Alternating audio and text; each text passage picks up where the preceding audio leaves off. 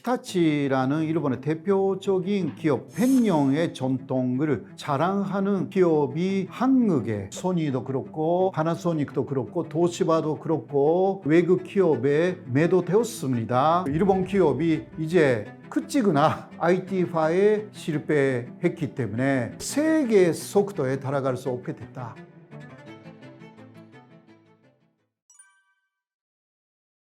히타치는 거의 100년 정도가 되는 굉장히 오래전부터 있는 일본의 제조업의 본격적인 대표적인 회사라고 할 수가 있는데요. 그 중에서 백색 가전을 주로 만들고 있는 히타치 GLS라는 회사가 있습니다. 말하자면 자회사라고 할 수가 있는데 자회사라고 해도요, 산장 회사입니다. 히타치는 자회사인데 산장회사, 그것을 20개 이상 갖고 있었습니다. 그런데 히타치는 2008년 리만 쇼크를 겪으면서 그때 굉장히 많은 최대의 적자액을 기록했습니다. 일본 엔으로 말하면 7,800억 엔 정도의 적자를 냈습니다. 그때 히타치가 생각한 거죠. 히타치는 아무래도 일본의 대표적인 회사이기 때문에 굉장히 많은 분야를 계속 만들어 나갔다는 거예요. 그 중에는 산장회사뿐만이 아니라 여러 가지 자회사가 있었는데 산장회사도 20개 이상이 돼가지고요, 너무 문어발식으로 사업을 확장한 것입니다. 거기에 비해서는 이익이 적었고, 그리고 그렇게 리만 쇼크 같은 것이 다시 찾아오면 그때 히타치 사람들이 생각했어요. 10년에 한 번 정도는 대공황이 올 수가 있다라고 위기의식을 가졌습니다. 그때부터 산장회사라고 해도 이르단 자회사를 되도록 정리하자라고 그때부터 시작했습니다.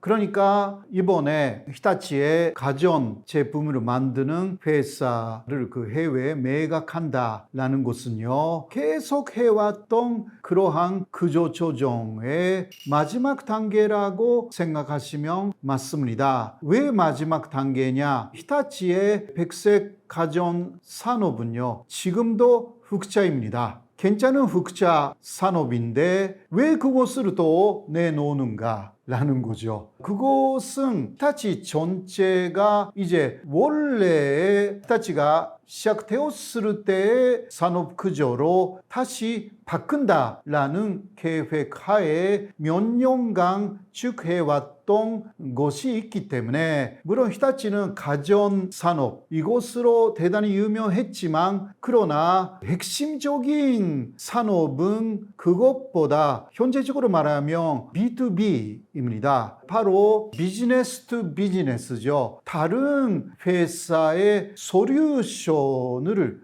판매하는, 그러니까 다른 어떤 기업이 있으면 거기에서 기업이 뭔가 제조하는 제조기계라든가 있잖아요.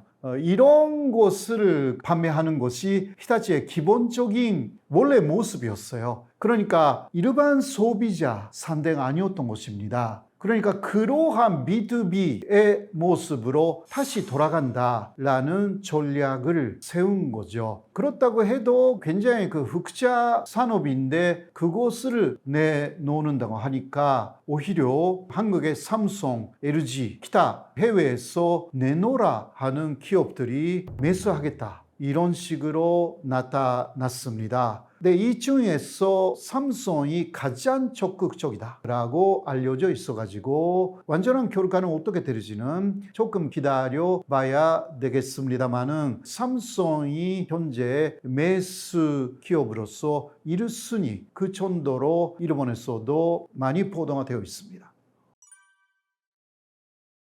일본에서는요, 일단 먼저 이거 매각할 때 2가지 조건을 붙였어요. 그거는 5년간 히타치 브랜드를 지킨다 라는 거 있었고, 또 하나는 거기에서 지금 일하고 있는 사람들의 일자리를 보장해 준다 이런 게 있어가지고 이게 브랜드명을 지키는 것은 괜찮은데 회사원을 그대로 가져간다라는 것은 약간 부담일 수도 있어요. 그러나 일본에서는 구조 조정을 할 때 그 부분이 기본이거든요. 그러니까 회사원들에게 폐해를 끼치지 않는다라는 게 쭉 일본이 해왔던 것이기 때문에 아마 삼성이나 LG 쪽에서도 그런 것은 다 생각하면서도 일단 이익이 나고 있는 회사이기 때문에 그렇게 인수한다. 그런 식으로 생각했다고 할 수가 있고요. 그러나 한국에서는 그것보다 오히려 히타치가 백색 가전에서 이제 어렵다. 이런 식으로도 보도가 된 것 같아요.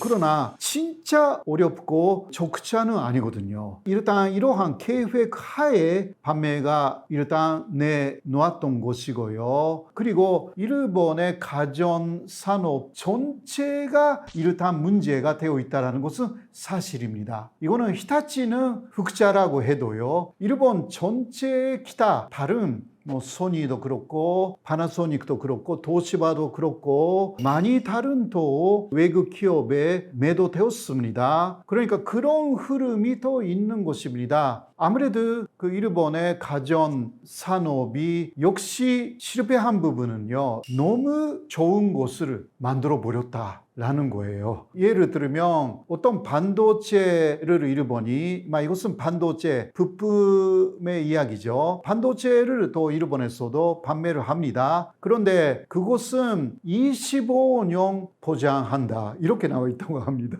D램 반도체인데 그 히타치에서도 판매를 했대요. 그런데 25년 보증한다고 하니까 이거는 채산이 맞지 않는 것입니다. 세계에서는 몇 년간만 그냥 사용해서 교체하는 것으로 그렇게 되어 있는데 일본은 너무 품질에 열심히 노력을 해가지고 시장적인 니즈라고 하죠. 이것을 도외시한 그러니까 이게 바로 차인 천신의 좀 단점이라고 할 수가 있는 부분이죠. 자기만 굉장히 위대한 것으로 만들었다라고 자기 만족을 하는데 회사는 이제 경제적으로 문제가 되는 것입니다. 그리고 역시 IT화에 실패했기 때문에 이러한 부분들이 가전제품 산업에서 일본의 후진성 제품이 좋다 하더라도 이게 세계 속도에 달아갈 수 없게 됐다라고 할 수 있습니다.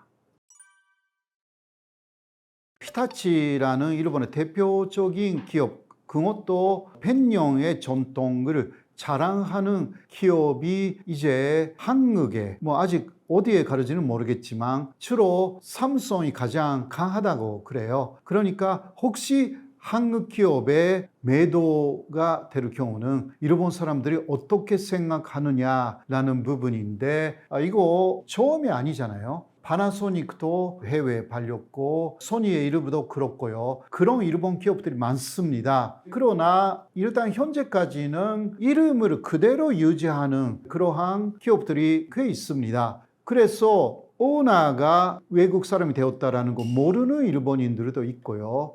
그러나 이번에는 그 히타치는 5년간만 브랜드명을 시켜달라고 하고 있어서 그 이후에 어떻게 될지 모르겠고요. 그러나 이런 것도 있을 수가 있어요. 히타치 이름을 그대로 가져가면 아무리 외국 회사라고 해도 오히려 계속 매출이 좋은 결과를 낼 수가 있기 때문에 이거는 전략적으로 어떻게 될지는 좀 지켜봐야 하고, 그럴 경우는 일본인들은 이게 외국 기업이 된 건가 아닌 건가 그렇게 좀 헷갈리게 될 거예요. 그러나 이 뉴스가 나왔을 때 역시 또 그 일본 기업이 이제 크지구나 그러한 충격을 받은 일본인들이 꽤 많았어요. 그건 사실이에요. 1980년대, 90년대까지만 해도 일본의 가전제품은 세계를 석권했습니다. 그러한 시대를 기억하는 나이 많은 일본인들은 굉장한 충격을 받았다. 그러나 젊은 일본인들은 그렇지 않습니다. 왜냐하면 젊은 20대, 30대 정도는 이미 일본의 그러한 가전제품이나 제조업이 기울어진 상황에서 태어난 사람들이 많기 때문에 어느 정도 예상하고 있었다. 오히려 삼성이나 LG가 훨씬 선진 기업이 아니냐. 미국에 엄청난 투자를 할 수가 있는 그 기업이 한국 기업이다. 일본에 그러한 기업이 없거든요. 미국에 투자를 한다 하더라도 2억 달러 정도. 이쪽은 100억 달러 넘게 하지 않습니까? 그렇게 할 수 있는 기업은 한국에 몇 개 있어요. 삼성을 비롯하여서. 하이닉스라든가 LG도 그렇고 현대도 그렇잖아요. 일본에서는요, 하려고 하면 할 수가 있는 기업은 그래도 토요타밖에 없습니다. 그런 면에서 이게 일본에서 봐도 세계 기업은 세계 최고 기업으로 이미 인식되어 있습니다.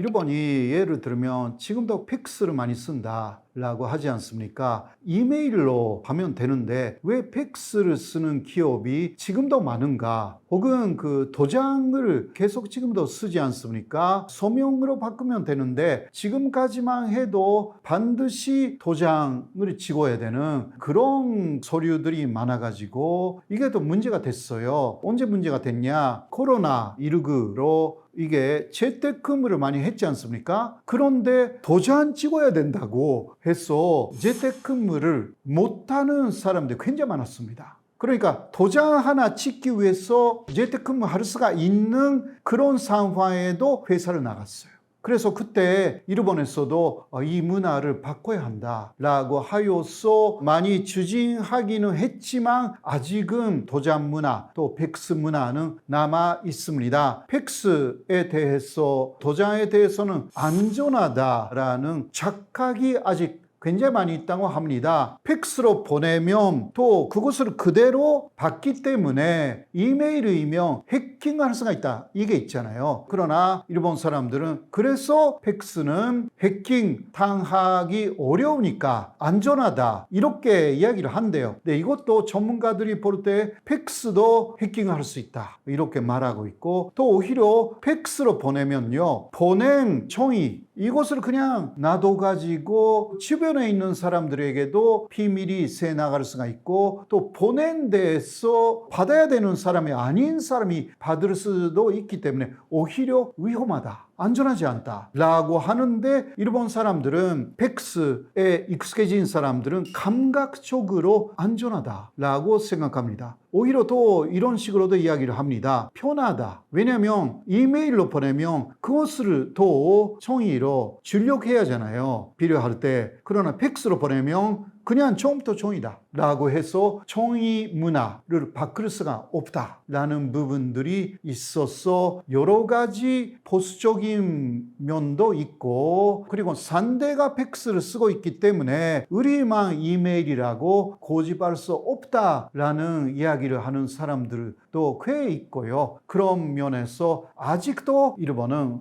팩스 문화가 많이 남아있고 도장 문화도 많이 남아있는 것입니다. 도장에 대해서는요, 이거 도장을 새기는 그러한 사람들이 도장을 없앤다고 일본 정부에서 이야기를 했을 때 엄청나게 반대를 했습니다. 우리 생계가 위협받는다. 일본에서 도장 새기는 일은요, 굉장히 전통적인 일이에요. 그러니까 그러한 도장 협회가 엄청나게 더 반대해가지고 일본의 전통을 왜 버리냐? 막 이런 식으로 반대도 강했습니다.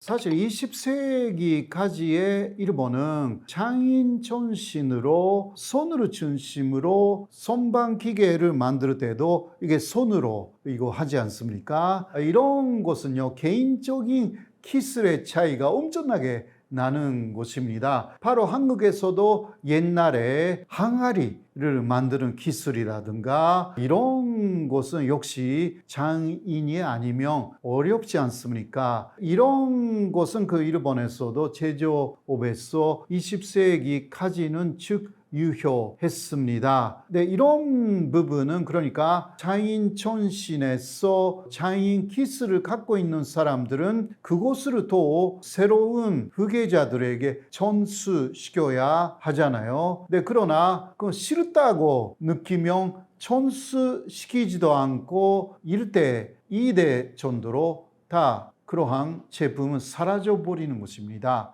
그런 면에서는 굉장히 보수적인 성격이 있는 분들은 이것은 내만의 기술이다 라고 하여서 전수를 시키지 않았던 것도 일본 안에서 꽤 있었다, 그렇게 알고 있습니다. 이것은 그러니까 보수성 혹은 고집을 비우는 거죠. 이러한 부분하고 어느 정도 통하는 부분이 있다, 그렇게 할 수가 있습니다. 그리고 자신의 제자라고 할 수가 있는 사람에게 또 존수하기 때문에요. 이런 면에서는 스승하고 제자의 전통적인 관계라는 것이 또 성립이 될 수밖에 없었습니다. 회사 안에서도 문제가 되는 부분은 후계자 찾기가 어렵습니다. 자신의 아들이라고 해도 가업을 잇기 싫다고 하면 이게 사장님이 갖고 있는 장인 기술은 거기서 끝나버리는 것입니다. 중소기업에서 그런 데가 굉장히 많습니다.